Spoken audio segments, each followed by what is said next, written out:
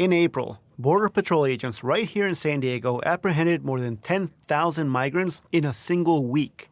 And that was the norm throughout the spring, as thousands of migrants and asylum seekers were released into the streets of San Diego. But that number has been cut in half ever since President Joe Biden signed the executive action in early June. Today, U.S. Customs and Border Protection is apprehending less than 4,000 migrants a week. San Diego Democratic Congressman Mark Levin took a victory lap on social media.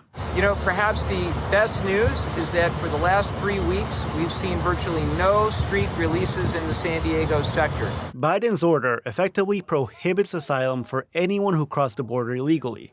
That, in effect, limits asylum only to people who have an appointment through the government's CBP-1 app.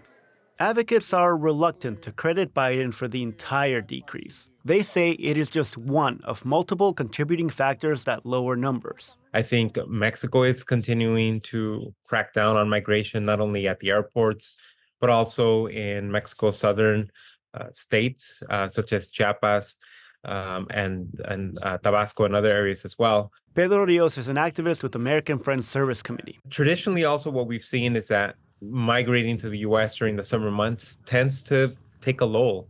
And so that could be an important factor as well. He also says that people should not assume that the drop in apprehension means there are fewer migrants struggling south of the border.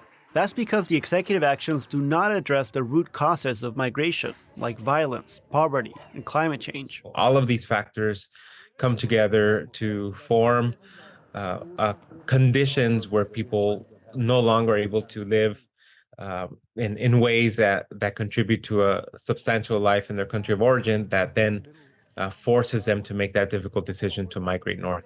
Gustavo Solis, KPBS News.